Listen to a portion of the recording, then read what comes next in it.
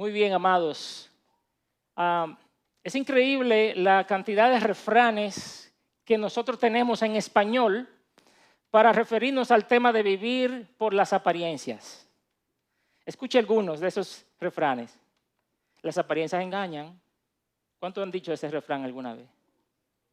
No todo lo que brilla es oro. El hábito no hace al monje. Y este sí le va a gustar.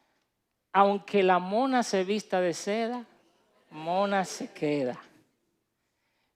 Tú eres mucha espuma y poco chocolate.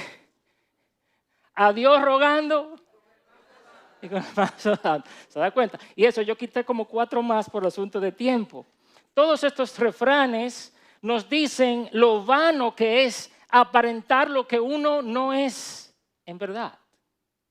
Sin embargo, no existe un solo ser humano que no haya sido tentado a mostrar una apariencia de lo que no está sintiendo. Es más, yo puedo decir con certeza que todos los que estamos aquí, en algún momento, hemos aparentado una sensación o un estado que no es real en nuestro corazón. ¿A cuánto le ha pasado eso? Sí, usted quiere dar la mejor impresión a la chica y usted no le muestra que usted está asustado ni nada de eso. Usted muestra que usted es un campeón. Sin embargo, yo no creo que haya un área con la que con más frecuencia nosotros vivimos en apariencia que con la religión. Aunque reconocemos que todos los seres humanos somos pecadores, nos cuesta contarle a alguien algún pecado que hemos cometido, sobre todo si son de los feos. ¿Sabe cuáles son los pecados feos? Sentimos la presión de aparentar a los demás que estamos bien con Dios y que aunque yo soy un pecador, realmente no soy tan pecador nada. ¿Cuántos son pecadores? Póngase de pie y confiese su último pecado. ¿Se da cuenta? Somos pecadores de nombre, pero no nos atrevemos. Y ni siquiera queremos dar la apariencia de que lo somos. ¿Y qué hacemos normalmente? Lo cubrimos para que nadie lo sepa. Pero hay uno a quien las apariencias no lo engañan, porque conoce lo profundo del corazón y pesa los espíritus. ¿Sabe quién es ese? Jesús, el mismo del que vamos a hablar hoy. Y ya usted se puede más o menos oler por dónde vamos. En el día de hoy vamos a predicar un texto muy sobrio. De hecho, quiero decirles que no encontraba la manera de hacer este texto un poco más ligero. Es un texto muy sobrio en el cual Jesús condena de manera enérgica la vida de apariencia religiosa y nos llama a una vida de arrepentimiento y fe y de frutos verdaderos. Óigalo bien. Él condena la vida de apariencia religiosa y nos llama a una vida de arrepentimiento, fe y fruto. El pasaje que leyó el pastor Eduardo tiene una estructura tipo sándwich. Usted sabe que un sándwich tiene un pan arriba, otro abajo y carne en el medio. Esa es la estructura que Marcos escogió para presentar este texto, en el cual arriba y abajo está el evento de la higuera estéril y en el medio está la limpieza del templo. Y lo que Marcos está haciendo está conectando teológicamente un evento y el otro. Es decir, que el evento de la higuera arroja luz al evento de la limpieza en el templo. Y por eso he titulado este sermón, Jesús condena la higuera, pero Jesús condena la religión estéril. Lo vamos a ver en 3 partes. En primer lugar, Jesús ilustra la religión estéril. En segundo lugar, Jesús confronta la religión estéril. Y en tercer lugar, Jesús condena la religión estéril. En primer lugar, veamos, Jesús ilustra la religión estéril a partir del versículo 12. Esa es la primera escena que se presenta en el relato. Cristo maldiciendo a un árbol. Me imagino cómo están gritando los ecologistas en este momento. ¿Cómo se atreve? Pero miren los versículos 12 en adelante. El día siguiente, cuando salieron de Betania, Jesús tuvo hambre y viendo de lejos una higuera con hojas, fue a ver si quizá pudiera hallar algo en ella. Cuando llegó a ella, no encontró más que hojas. ¿Por qué? porque no era tiempo de higos. Se complica la cosa.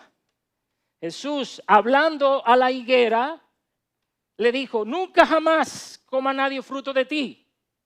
Y note, y sus discípulos le estaban escuchando. Cada cosa que Marcos está diciendo ahí, la está diciendo con un propósito, así que conéctese para que usted lo pueda ver. La pregunta que yo quiero contestar es, en primer lugar, ¿por qué Jesús hizo esto? ¿Por qué él maldijo una planta? Si lo que estamos tratando es deforestar el mundo. Como recordarán, después de la entrada de Jesús a Jerusalén como el rey Mesías, en los versículos 1 al 11 que predicó el pastor Eduardo, él fue al templo, en el versículo 11, Jesús fue al templo, chequeó, vio lo que había y se fue para Betania, aldea donde vivían sus amigos Lázaro, Marta y María. Estaba como a 3 kilómetros de Jerusalén, o sea, un trecho fácilmente caminable. Al día siguiente por la mañana salieron de Betania a Jerusalén y parece que a Marta se le pegaron las sábanas porque no hubo desayuno. Dice que Jesús tuvo hambre. En un trechito tan corto, Jesús tiene hambre, fue que o Marta no hizo desayuno o Jesús se fue a orar y no le tocó el desayuno. Pero lo que sea que haya sucedido, el punto es que Jesús tiene hambre. Y vio este árbol de lejos, así bien grande, con muchas hojas, con un gran follaje. Es un árbol de higuera y se acerca a él a ver si encuentra algo. Los árboles de higuera son muy comunes en la tierra de Israel.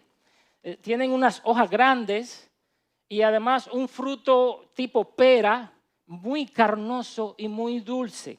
En el Antiguo Testamento, la planta de la higuera era un símbolo de prosperidad siempre que tuviera fructífera, pero de la misma manera podía ser un símbolo de juicio si el árbol de la higuera no producía nada o si estaba marchito. Eso en el Antiguo Testamento usted puede encontrar muchos pasajes acerca de eso. Jesús se le acerca a la higuera, ¿a qué dice? ¿Qué se le acerca? A ver si encuentra fruto.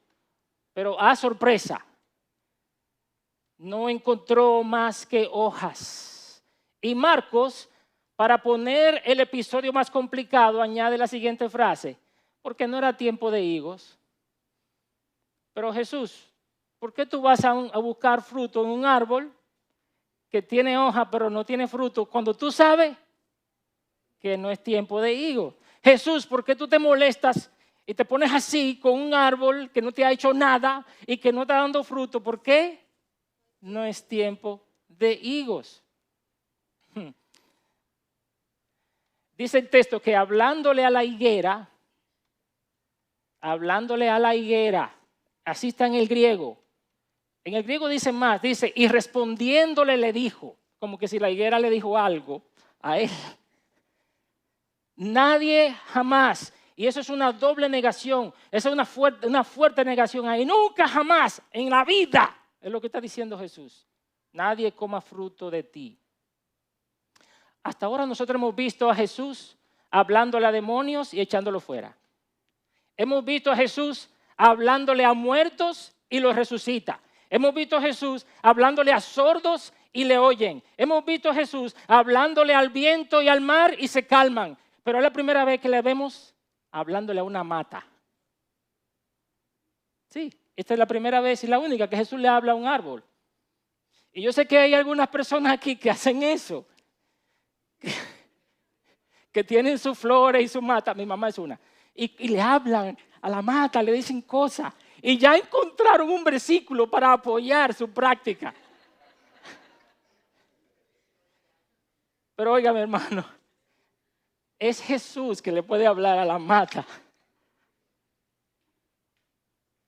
Jesús lo puede hacer porque Él es el creador, el dueño de todo. Él dice y se hace. Toda su creación, sea personal o impersonal, sean objetos inanimados o seres vivos, cuando Jesús habla, todos tienen que obedecer. Y lo vemos en el versículo 20. ¿Qué le pasó a la higuera en el versículo 20? Se secó, y no fue que se secó como que, no, se secó de raíz. Ahora, aquí queda la pregunta, todavía no la he contestado, yo sé que no la he contestado. ¿Por qué maldijo la higuera si no era temporada de higos? Han surgido varias explicaciones. Una de ellas dice que las higueras producen unas brevas, que son unos frutos más pequeños que se dan en la temporada de primavera, porque la higuera produce en verano, pero en primavera algunas higueras producen unos frutos brevas más pequeños, y Jesús aparentemente fue a buscar eso y no lo encontró. Otra explicación posible dice que había algunas especies de higuera que producían en diferentes tipos del año y que la manera de darse cuenta era por el follaje. Y que cuando Jesús vio el follaje, él dice, oh, esta es de las higueras que produce en este tiempo. Y fue y no encontró. Pero cualquiera que sea la mejor explicación, yo creo que la primera tiene un poco más de sentido. Cualquiera que sea la mejor explicación, la realidad es que Jesús no maldijo la higuera porque se enojó, porque cogió un pique con la higuera, porque se frustró con la higuera, o porque no fue porque no valorara la creación. No.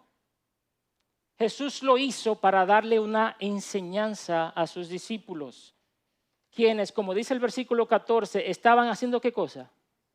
Escuchando.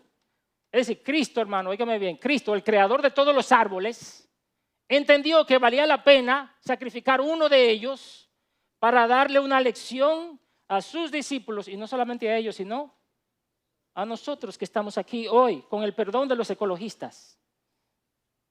Lo que Jesús está haciendo aquí, óigame bien, es una parábola puesta en escena, es una parábola viva.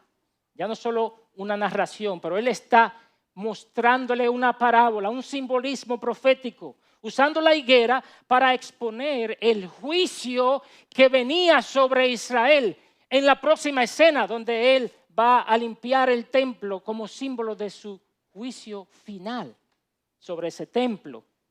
Esta ilustración de Cristo, él la hace para exponer el pecado de la apariencia religiosa. La apariencia religiosa es un pecado. La hipocresía, demostrar algo por fuera sin tener un verdadero fruto. ¿Y cuál es el fin? El fin será siempre el mismo, secarse. Y no es la primera vez que vemos la palabra de Dios haciendo esto para ilustrar la condición del pueblo. En Génesis 3, versículo 7, cuando Adán y Eva pecan y se dan cuenta que están desnudos, ¿qué es lo que hacen? Cosen hojas de ¿qué? Hojas de higuera. Le dije que las hojas eran grandes. Cosen hojas de higueras y se hicieron delantales. Ahí está el deseo de aparentar que todo está bien. En lugar de arrepentirse, el hombre prefiere cubrir su pecado con religión. Y eso fue lo que ellos hicieron. Ahora, a través de todo el Antiguo Testamento hay muchos otros textos que yo les puedo mostrar de cómo Dios usó algún árbol y específicamente el de la higuera para mostrar la condición espiritual de su pueblo. Miren Oseas capítulo 9, verso 10. Como uvas en el desierto hallé a Israel, como las primicias de la higuera. Ese es el fruto que Jesús está esperando, las primicias de la higuera. En su primera cosecha vi a sus padres. ¿Qué esperaba Dios de Israel? Que fueran como higos dulces. ¿Pero qué le salió? Pero fueron a Baal peor y se consagraron a la vergüenza y se hicieron tan abominables como lo que amaban. Se volvieron como sus ídolos. Se volvieron como sus ídolos. Dios esperaba que este fuera el fruto, el primer fruto para él, pero en realidad ellos estaban llenos de idolatría. Cristo toma este mismo tema en Lucas capítulo 13. Mire conmigo Lucas capítulo 13, versos 6 en adelante, donde Jesús les contó a ellos una parábola, la parábola de la higuera estéril. Dice así, entonces Jesús le dijo esta parábola: cierto hombre tenía una higuera plantada en su viña y fue a buscar fruto de ella. ¿Y qué le pasó? Lo mismo, no lo halló. Y el viñador y le dijo al viñador, mira, hace 3 años que vengo a buscar fruto de esta higuera y no lo hallo, córtala. ¿Por qué ha de cansar la tierra? Y el viñador le respondió, Señor, déjala todavía este año, hasta que yo cabe alrededor de ella, le eche abono, y si da fruto el año que viene, bien, y si no, córtala. ¿De qué usted cree que estaba hablando Jesús? En el contexto de Lucas capítulo 13, Jesús estaba hablando de Israel. Jesús compara al pueblo de Israel de su tiempo con esa higuera que debiendo dar fruto no lo hacía. Dios le había dado tiempo al pueblo para que diera fruto. Jesús, que es el viñador, había estado dándole la palabra, haciendo milagros entre ellos por 3 años y medio, cavándola alrededor, preparando la tierra para que produjera. Pero al finalizar de su ministerio, ¿qué pasó? Que aunque algunos creyeron, la realidad es que la mayoría rechazaron a Cristo. Así que acababa de llegar el momento de cortarla de raíz y utilizar el terreno en otros árboles que produjeran el fruto que Dios quería. Y hermanos, aunque esta escena se refiere primordialmente a Israel y su religión estéril, cometeríamos un grave error si pensáramos que no aplica a nosotros en este tiempo. Hay personas que forman parte de iglesias cristianas, personas que se hacen llamar cristianos y que viven vidas de apariencia religiosa como ese árbol, pero no dan fruto. No hay verdadero cambio en sus vidas. Ellos sí quieren sentirse bien con Dios. Sí, van a la iglesia y quieren sentirse chévere con Dios. Yo estoy bien, yo te he agarrado del de arriba. ¿Te has oído eso? Yo estoy bien con el de arriba, yo tengo eso seguro. Y les gusta que los demás los consideren como buenas personas, pero en realidad su corazón está lejos de Él. Y Cristo se queja de eso. Este pueblo de labios me honra, pero su corazón está lejos de mí. No hay un verdadero amor por Cristo en estas personas. No hay un verdadero arrepentimiento ni fe genuina. Y a esas personas también les quiere hablar Cristo en esta mañana. Así que habiéndole mostrado esta parábola viviente a sus discípulos, Jesús se dirige a Jerusalén a llevar a cabo su misión de limpieza y juicio. Y esto nos lleva a nuestro segundo punto, el cual veremos un poco más ampliamente. Jesús confronta la religión estéril, comenzando en el versículo 15. De la misma manera en que Jesús fue a la higuera a buscar fruto, así mismo Jesús va ¿a dónde ahora? A Jerusalén, a su centro de adoración, el templo. ¿A qué va? Va a buscar a ver si hay fruto, a ver si hay adoración, si hay oración, si hay piedad. Y mírenlo conmigo. ¿Qué será lo que encontró? ¿Halló eso? Miren los versículos 15 al 17. Llegaron a Jerusalén y entrando Jesús en el templo comenzó a echar fuera a los que vendían y compraban en el templo. Vendían y compraban en el templo. Volcó las mesas de los que cambiaban el dinero y los asientos de los que vendían las palomas. Y no permitía que nadie transportara objeto alguno a través del templo.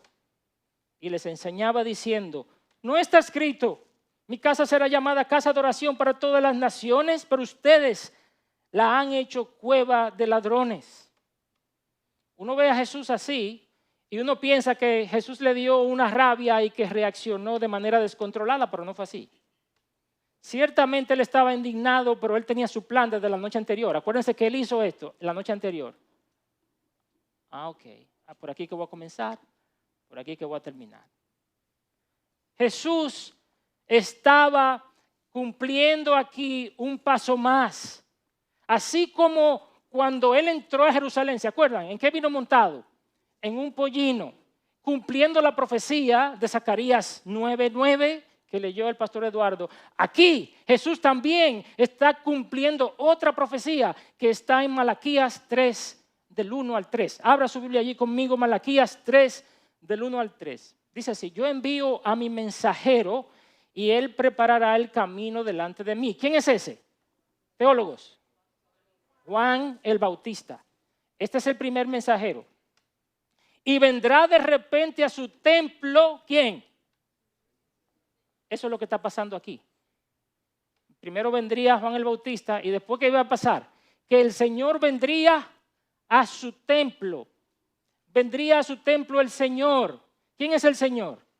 El mensajero del pacto en quien ustedes se complacen ya viene. Este mensajero es diferente al primero. El primero es Juan, el segundo es el Señor. Dice el Señor de los ejércitos. Y observe bien esto, porque esto es clave para entender la profecía.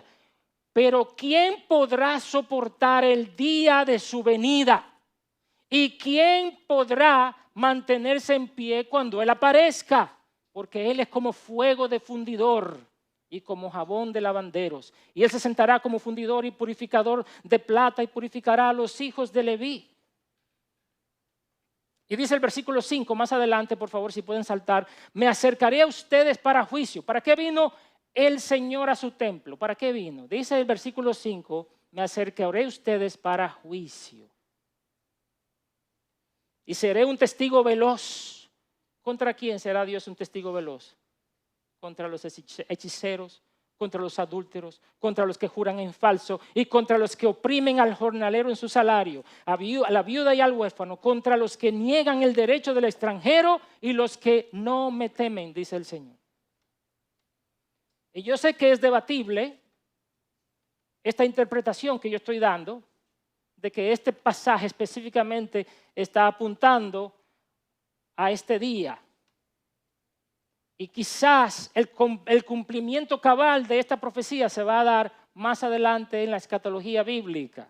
Sin embargo, no deja de ser cierto que esta profecía se estaba cumpliendo, aunque sea en cierta manera, en este momento. ¿No te parece sorprendente, hermano, que nadie le puso la mano a Jesús?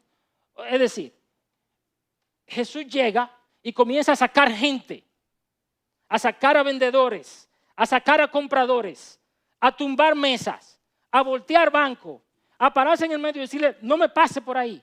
Esto no es un pasillo, usted está pasando por aquí. Y que nadie le haya dicho nada.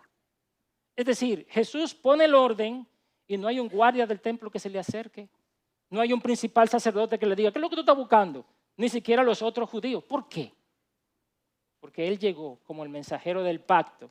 Y dice el texto que ¿quién puede quedarse en pie cuando Él se manifieste? Malaquías también dice que se sentará como fuego de fundidor y purificador de plata. Y creo que esto también se refiere a la limpieza que Jesús estaba haciendo en el templo. Una limpieza que anticipa el juicio que vendría sobre el templo y sobre Jerusalén 40 años más tarde. Ustedes saben lo que pasó 40 años más tarde. Roma acabó con todo. Y el versículo 5, hermanos, de este pasaje de Malaquías nos muestra algunos de los pecados por los cuales venía este juicio. Oiga bien, hechicería, adulterio, falso juramento, opresión a los pobres, injusticia contra los extranjeros, entre otros. Así estaba Israel en los tiempos de Jesús. Por eso hay 4 cosas que Jesús hace. A ver, los que miran el texto bien, ¿cuáles fueron las 4 cosas que Jesús está haciendo en ese día? Pon atención. La primera de ellas es que expulsa a los que compran y venden. La segunda, vuelca las mesas de los cambistas y los asientos de los que vendían palomas. 3, impedía que la gente usara el templo como un atajo.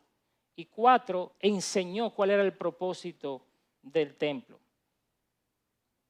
Esta área que se le llama templo aquí en Marcos era lo que se conocía como el atrio de los gentiles. No era el lugar donde se ofrecían los sacrificios ya el lugar santísimo, el lugar santo. No, el atrio de los gentiles era la parte más externa del templo y era la única parte del templo, oiga bien, era la única parte del templo donde las personas no judías podían ir a adorar. Es decir, ese era el lugar donde los gentiles de todas las naciones tenían permiso para ir, orar, adorar, traer sus ofrendas, presentarse delante de Dios.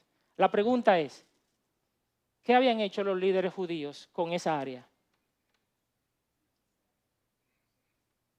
Los líderes religiosos habían convertido el atrio de los gentiles en un conveniente y lucrativo mercado, donde los peregrinos que venían para las fiestas y los que iban a hacer sacrificios podían comprar sus productos sin tener que cargarlos de lejos. Es decir, fue un mercado conveniente lo que ellos hicieron ahí. Y los productores locales, ustedes saben, los productores locales, los que sembraban, los que criaban animales, que tenían palomas, tenían sus puestecitos de venta ahí y todos ellos tenían que darle comisión. ¿A quién usted cree? A los sacerdotes. ¡Qué negocio! Redondito. Tenemos un público cautivo que viene 3 veces al año, miles de personas. Se reporta que en una sola ocasión, Josefo reporta más de 320,000 corderos vendidos en una Pascua. Ahí estamos hablando de mucho cuarto. Y ese era el negocio que estaba en el templo al cual Jesús estaba oponiendo. Imagínate, había que pagar un impuesto en el templo, pero la gente que venía de fuera traía monedas romanas, monedas griegas, pero el impuesto había que pagarlo en el ciclo del santuario, es decir, en una moneda específica. Y entonces por eso estaban los cambistas ahí. ¿Qué hacían los cambistas ahí? Tú traes tu dinero de otra denominación y tú le dices, yo quiero comprar el impuesto del templo. Ellos te cambiaban, pero con un 25% por encima. Y nosotros nos quejamos de lo que venden dólares hoy día. 25% por encima. Era un robo lo que estaba ocurriendo ahí. Y lo mismo pasaba con los animales. Bueno, si tú quieres comprarlo fuera, pero tú no estás seguro que va a pasar la prueba. Todos los que están aquí adentro pasan la prueba del kosher. Así que vete y cómpralo fuera, pero te lo pueden devolver de la entrada. Ya ustedes saben lo que había ahí, ¿verdad? Todo un amarre. Es increíble lo que estamos diciendo aquí, pero esa era la escena. Imagínate todo esto. Cristo no era que tenía problema con que la gente comprara estas cosas, pero no ahí. Había mercados en Jerusalén donde ellos podían ir a comprar esas cosas. Pero los principales sacerdotes decidieron poner el negocio en el templo para así enriquecerse. Y ya ustedes saben, algunos utilizaban el templo incluso para pasar de un sitio a otro porque era más fácil y rápido. Y por eso que usted ve que Jesús se para como un Amet en el medio. Policía de tránsito le dice, no, aquí no me pasa. ¿Qué es lo que usted va a hacer? Yo voy a llevar, no. Si usted no viene a hacer algo en el templo, devuélvase. Ya te imaginas la escena, hermano. Era la verdadera condición espiritual del pueblo de Israel. Esa era la verdadera condición espiritual. Ahora, si tú vieras a los religiosos, ¿cómo se vestían? Esos tipos se vestían que parecían ángeles, con grandes vestimentas y caminaban así, bien derechito y muy pulcro. Apariencia nomás, buche y pluma, dicen en mi campo. Y si el templo, que era el lugar más sagrado de Israel, estaba así, ¿cómo tú piensas que estaba la nación? ¿Cómo tú piensas que estaban los pueblos? ¿Cómo tú piensas que estaban los individuos? Por eso lo que pasó aquí tenía que suceder. Y así mismo, hermanos, hay personas que ven la religión hoy día como algo de conveniencia.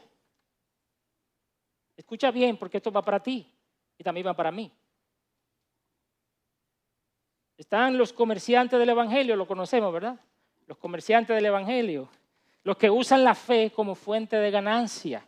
Para ellos la fe es un asunto de oferta y demanda. Y usted lo conoce, los del evangelio de la prosperidad, que le dicen a usted, dame para que Dios te bendiga. Y los únicos que son bendecidos son ellos, porque son los únicos que reciben. Pero por el otro lado están los consumidores de servicios religiosos. Usted lo conoce, ¿verdad? Los consumidores de servicios religiosos. Son los que van, se mueven de iglesia en iglesia buscando la iglesia con la mejor música, con el predicador más elocuente, con los auditorios más cómodos y los parqueos más amplios, con iglesia con los mejores ministerios de niños, mejores ministerios de jóvenes, de adolescentes, de adultos, etc. Otros simplemente ven la iglesia y la religión como un lugar social para crear relaciones de conveniencia, para buscar pareja. Yo he conocido gente que dice, yo para la iglesia a buscar pareja. O para conseguir amistades que puedan hacer negocios. Y aún otros ven la religión como algo con lo que hay que cumplir si queremos tener a Dios de nuestro lado. Hay que ir a la iglesia para que Dios apruebe todos los proyectos que yo tengo. O sea, haz lo que Dios quiere que tú hagas. No es porque tú lo haces de corazón, es para que tú tengas a Dios de tu lado. Se van a su casa después del servicio pensando que cumplieron con Dios. Sin embargo, estos individuos en sus vidas privadas no honran a Dios. No buscan agradar a Dios, sino que viven para agradarse a sí mismos. Entonces Jesús, después de haber limpiado el templo, comienza a enseñar cuál es el verdadero propósito del templo y cómo luce la fe verdadera. Yo quiero que tú leas conmigo el versículo 17. Dice así el versículo 17. Y les enseñaba diciendo, ¿no está escrito? Mi casa será llamada casa de oración para todas las naciones. Pero ustedes la han hecho, ¿qué? Cueva de ladrones. ¡Wow! Hermano, yo sé que este pasaje es difícil de escuchar. Yo lo sé, es difícil de escuchar y es difícil de predicar, pero esto es lo que está aquí. Y es lo que va a producir sanidad a tu vida. Dios quiere que tú escuches esto, porque quizás tú estás viviendo una vida muy frívola. Quizás tú estás viviendo una vida a tu manera. Quizás estás utilizando la iglesia a tu forma. Y Dios quiere despertarte de ahí y lo hace porque te ama. En este pasaje del versículo 17, Jesús cita dos profecías. Esa combinación de palabras vienen directamente de dos profetas. Uno de ellos es Isaías y el otro es Jeremías. Y vamos a buscar esto en Isaías 56, versículo 7, la primera parte de esta profecía. En el versículo 7, él dice, yo los traeré a mi santo monte y los alegraré en mi casa de oración. Sus holocaustos y sus sacrificios serán aceptos sobre mi altar, porque mi casa será llamada casa de oración para todos los pueblos. Ahora, ¿cuál es el contexto de esto? El contexto de esto comienza en el versículo 3, hacia arriba. El versículo 3 al 7 muestran que Dios daría, oiga bien hermano, Dios le daría un lugar especial en su casa a los extranjeros y a los eunucos, a los gentiles. Dios está diciendo, yo les voy a dar en mi casa un lugar especial. Ustedes saben que los eunucos, quiere decir, son hombres que han sido castrados. No se les permitía entrar al templo. No se les permitía. Tampoco se le permitía entrar en el lugar santo a las personas no judías. Pero lo que está diciendo Dios a través de Isaías es que sí, óigame, yo les voy a dar un lugar en mi casa para que todos ustedes, los extranjeros y los eunucos y sus siervos puedan adorar. ¿Y qué es lo que han hecho los principales sacerdotes con ese lugar? ¿Usted lo leyó? ¿En qué lo convirtieron? Cueva de ladrón. Mire, Primera de Reyes, cuando Salomón es el que edifica el templo y dedica el templo, Salomón hace una oración bellísima. Y en los versículos 41 al 43, oye lo que dice Salomón, hablando a Dios. También en cuanto al extranjero que no es de tu pueblo, Israel, dice Salomón, cuando venga de una tierra lejana a causa de tu nombre, porque oirán de tu gran nombre, de tu mano poderosa y de tu brazo fuerte, cuando vengan a orar a esta casa, escucha tú desde los cielos el lugar de tu morada y haz conforme a todo lo que el extranjero te pida, para que todos los pueblos de la tierra conozcan tu nombre, para que te teman como te teme tu pueblo Israel y para que sepan que tu nombre es invocado ¿dónde? En esta casa. ¿Podían los extranjeros hacer eso? O sea, ¿usted se imagina usted ir a ese templo y está lleno de comerciantes, lleno de animales pasando para aquí y para allá, gente comprando y vendiendo? ¿Se puede orar ahí? ¿Se puede adorar? ¿Se puede servir a Dios? ¿Qué habían hecho los religiosos con el templo y la parte del templo que se les había prometido a los gentiles? Se la habían robado. ¿Y habían convertido eso en qué? En una cueva de ladrones. Y eso es lo que hace la falsa religión. Eso es lo que hace la falsa religión. Toma las cosas sagradas de Dios y las profana y las usa para su propio provecho. Y además de eso, le impide el paso a los que quieren llegar. Eso es lo que están haciendo estos hombres ahí. Y es lo que pasa cuando nosotros nos comportamos como si no fuéramos lo que fuéramos. Estamos profanando la gracia y la gloria de Dios. Y estamos impidiéndole a otros a que entren. Y entonces Jesús cita Jeremías 7:11. Ese es el otro pasaje que dice cueva de ladrones. Pero oiga desde el 9. Robarán. Esto es Dios diciéndole a su pueblo. Yo quiero que usted entienda esto. Dios diciéndole a su pueblo. Robarán, matarán, cometerán adulterio, jurarán falsamente, ofrecerán sacrificio a Baal y andarán en pos de otros dioses que no habían conocido y vendrán luego y se pondrán delante de mí en esta casa que es llamada por mi nombre y dirán, ya estamos salvos, estamos en la iglesia. ¿Está entendiendo lo que está pasando aquí? Dios está diciendo, ustedes se pasan la semana pecando y después vienen el sábado y van al templo y dicen, estamos salvos porque estamos aquí. Para después seguir haciendo todas estas abominaciones, se ha convertido esta casa que es llamada por mi nombre en cueva de ladrones delante de sus ojos. ¿Y qué dice Dios? Sí, yo mismo lo he visto. ¿Se da cuenta? El pueblo andaba en sus idolatrías. Y Dios le dice, tú no puedes andar pecando y luego venir a esta casa y pensar que ya todo está bien. Y después sale de aquí, por eso que decía el refrán que decíamos ahorita, a Dios rogando y con el mazo dando. Venimos a la iglesia, hacemos una apariencia de culto religioso, no nos hemos arrepentido de todos esos pecados y salimos inmediatamente a vivir igual y pensamos que cumplimos con Dios. Eso es convertir la casa de Dios en cueva de ladrones ante sus ojos. Y esto no solo ofende la santidad de Dios, también obstaculiza que los gentiles puedan venir al templo a orar. Hermanos, así hay personas en las iglesias hoy.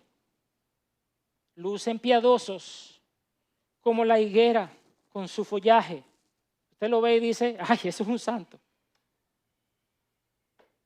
Esa mujer es una santa, qué piadosa. Se dicen ser cristianos, pero no dan frutos dignos de Cristo. Le voy a dar algunos ejemplos partiendo del texto de Jeremías. Personas que en sus negocios son injustas y abusan de los demás. Personas que tienen enemigos y le desean mal a su prójimo en su corazón. Personas que adulteran contra sus cónyuges. A veces físicamente, a veces con una pantalla, mirando a otra mujer o a otro hombre y excitándose con él o con ella. O quizás teniendo una relación emocional y un coqueteo por las redes sociales. Personas que no cumplen su palabra y mienten descaradamente.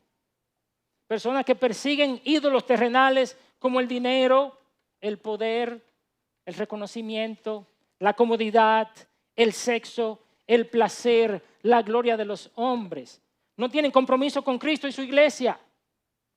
No se sacrifican por la obra de Cristo ni por los demás tampoco. Y viven la vida de iglesia como mejor les parece. Yo voy hoy, mañana no, pasado no, traspasado no y vuelvo el otro día. No procuran la piedad tampoco en sus vidas personales. No tienen vida de oración y tampoco meditan en la palabra de Dios. No viven en arrepentimiento continuo de sus pecados. Y luego esas personas van a la iglesia a hacer su pantalla religiosa y creen que con eso han tranquilizado a Dios. Dios no es un ídolo. Dios es todopoderoso y lo sabe todo y lo ve todo. Y Él sabe todo lo que tú y yo estamos haciendo en todos los momentos de nuestras vidas. A Él no lo podemos engañar. Las apariencias engañan, pero no a Dios. Ante estas acciones y las palabras de Jesús, hubo dos tipos de reacciones en lo que Jesús dijo. Las multitudes, ¿qué hacían? Se sorprendían. Wow, este tipo sí sabe. Oye, le dijo a los sacerdotes lo que tenía que decirle, pero ¿cuántos de ellos se convirtieron? Y la otra reacción era la reacción de los religiosos. En lugar de estos hombres sentirse confrontados por la verdad que Cristo les estaba predicando de las Escrituras, ¿saben lo que ellos hicieron? Planearon matarle. Y así mismo es la reacción de la gente cuando escucha prédicas como esta. ¿Por qué no se muere ese hombre que está ahí arriba? ¿Por qué alguien no le tira un tirapiedra, le da una pedrada para que se calle? O algunos pudiéramos decir, wow, qué bien que se predicó esa palabra, pero doblamos la esquina y se nos olvida todo. La multitud se asombra, los religiosos quieren matarlo. Y aunque hubo un remanente israelita que creyó en Jesús como el Mesías, la verdad es que la mayoría de ellos lo rechazó. Como dice Juan 1:11, a los suyos vino y los suyos no lo recibieron. Y esto nos lleva a la última parte del texto que veremos en forma mucho más breve. Jesús juzga la religión estéril, versículos 19 y 20. Esta historia, hermanos, de la higuera estéril y de la religión estéril no tiene un final feliz. A nosotros nos gustan los finales felices, pero este no. Dice el versículo 19, cuando atardecía, Jesús y sus discípulos solían salir fuera de la ciudad. Por la mañana, cuando pasaban, ¿qué vieron? Vieron la higuera. ¿Cómo estaba la higuera? Seca desde sus raíces. Si usted conecta eso con la limpieza del templo, ¿qué usted cree que va a suceder con ese templo y con esa ciudad? ¿Cómo va a terminar? Seca desde sus raíces. La higuera se secó. La nación de Israel había sido pesada en balanza y fue hallada falta. Y su reino le fue entregado ¿a quién? A los gentiles, tal cual Jesús lo profetizó. El primer golpe a esta falsa religión se lo dio Jesús cuando fue al templo. El segundo golpe se lo dio Jesús esa misma semana, el viernes, cuando Él estaba en la cruz y dice que entregó el Espíritu. Dice Mateo en el capítulo 27 que el velo del templo se rasgó en dos de arriba hacia abajo, declarando en ese momento el final del sistema religioso de apariencia y el camino abierto hacia la presencia de Dios por medio del sacrificio de Cristo. Pero hubo un tercer golpe en el año 70 después de Cristo, con la destrucción del templo y de la ciudad en manos de los romanos. Y no hay que hablar de los horrores que sufrieron los judíos por muchos años, de los cuales no nos alegramos. Pero ese es siempre el final de la religión de apariencias. ¿Cuál es siempre el final? Se seca. Óyelo bien. Si tú estás viviendo una religión de apariencias y no de genuinidad, te queda un solo fin: secarte. Tu religión externa que no te cambia, que no te transforma, se va a secar, se va a podrir, se va a destruir. Porque Dios se toma muy en serio la adoración verdadera. Para Dios esto es muy serio. Cuando Juan el Bautista predicaba al principio de su ministerio en Mateo 3:10, oye lo que él dice: el hacha está puesta en la raíz de los árboles, por tanto todo árbol que no da buen fruto, ¿qué dice? Será cortado y echado al fuego. Todo el que dice ser un buen árbol deberá probarlo a través de su fruto. ¿Puedes repetir eso? Todo el que dice ser un buen árbol deberá probarlo a través de su fruto. Jesús también enseñó esto mismo en Mateo 7:17 y quiero que lo leas también. Mateo 7:17. Así, todo árbol bueno da frutos buenos, pero el árbol malo da frutos malos. Un árbol bueno no puede producir frutos malos, ni un árbol malo producir frutos buenos. Todo árbol que no da buen fruto, otra vez, ¿qué dice? Es cortado y echado al fuego. Así que por sus frutos los conocerán. Y ahora Jesús pasa a interpretar lo que ha dicho en forma parabólica. Ahora lo va a interpretar. Mira lo que dice. ¿Qué quiere decir eso, maestro? Que no todo el que me dice, Señor, Señor, entrará en el reino de los cielos. Eso es lo que quiere decir. Sino el que hace la voluntad de mi Padre que está en los cielos. Muchos me dirán en aquel día, Señor, Señor, no profetizamos en tu nombre y en tu nombre echamos fuera demonios y en tu nombre hicimos muchos milagros. Entonces les declararé, jamás los conocí. Él nos va a decir, yo te conocí una vez, pero después te dejé de conocer. No, Él dice que jamás los conoció. Apártense de mí los que practican la iniquidad. Nosotros podemos engañar a las personas con nuestra apariencia religiosa, pero a Cristo no lo podemos engañar. Él conoce a aquellos que son sus verdaderos hijos y esos son los que dan fruto. Pero los fariseos, y estoy siendo muy intencional al decir esto, los fariseos, es decir, los que pretenden ser algo que no son, tristemente terminarán como la higuera estéril. Yo sé que hasta aquí esto ha sido muy pesado, pero eso es lo que dice el texto. Ahora bien, tu historia no tiene que terminar igual que la de la higuera estéril. Porque ese mismo Jesús que condenó la higuera estéril y que juzgó a Israel en el templo, 4 días después fue a la cruz condenado por ti y por mí. Él fue a la cruz a cargar con nuestra propia hipocresía. No solamente a morir por cualquiera de los pecadores, pero para morir por los propios pecadores que son hipócritas. Los que son como la higuera. Él fue herido por nuestras rebeliones. Él fue molido por tus y mis pecados. Él llevó sobre sí el castigo que nosotros teníamos que llevar para darnos paz con el Padre y soportó las llagas a través de las cuales hoy nos sana. Aunque Jesús nunca pecó, Dios lo hizo pecado por nosotros para hacernos justos a nosotros por medio de la justicia de Él en Cristo. Ya no tenemos que aparentar. Ya no tenemos que aparentar en Cristo. Simplemente tenemos que confesarle a Él nuestros pecados, arrepentirnos de ellos y poner nuestra fe solo en Él. No hay que aparentar. Tú y yo no tenemos que tratar de ganar nuestra entrada al cielo. Eso fue lo que Cristo hizo en la cruz. Se ganó la entrada para dártela a ti gratuitamente por medio de la fe. Él hizo posible que todos los que creen en Él sean salvos. Ahora, lo que sí, escucha bien, lo que sí tenemos que hacer es renunciar a esa apariencia. Aceptar nuestra condición como pecadores. Nadie que no sea pecador se salvará. La iglesia es el único lugar del mundo que los que entran tienen que ser pecadores para poder entrar. Si tú estás cubriendo tus pecados tratando de aparentar que no lo eres, no entrarás nunca. Tienes que comenzar reconociendo que estás perdido en tus pecados y que tu única esperanza es Jesucristo y recibirás el perdón que Él te ofrece. Si haces esto, entonces serás salvo y comenzarás a dar frutos espirituales verdaderos por medio del Espíritu Santo que Él pondrá dentro de ti.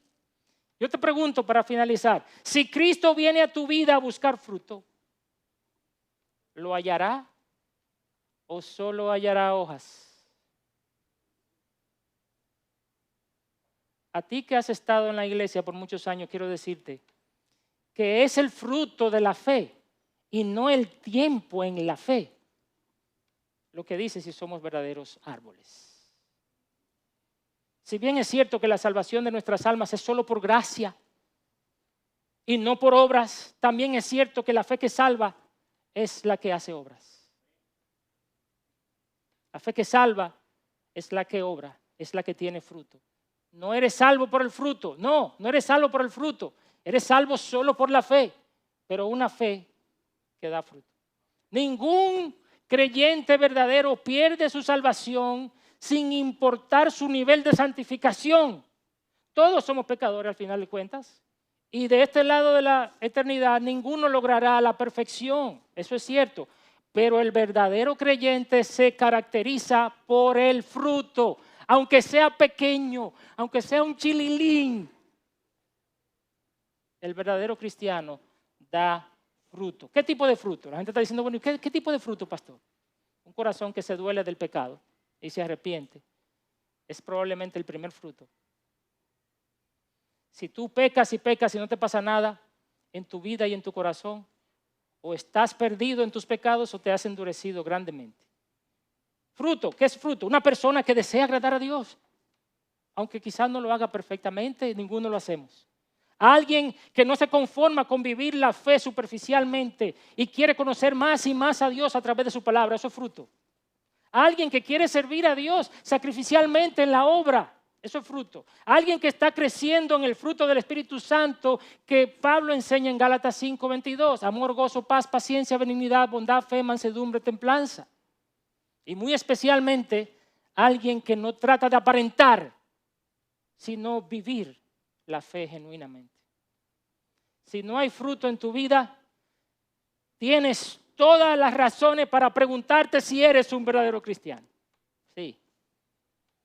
Niños, jóvenes, óiganme los niños que están aquí, hijos de creyentes, ustedes saben orar, ¿verdad?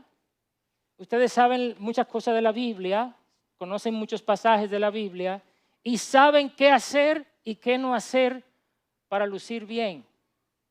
Pero eso no les garantiza nada.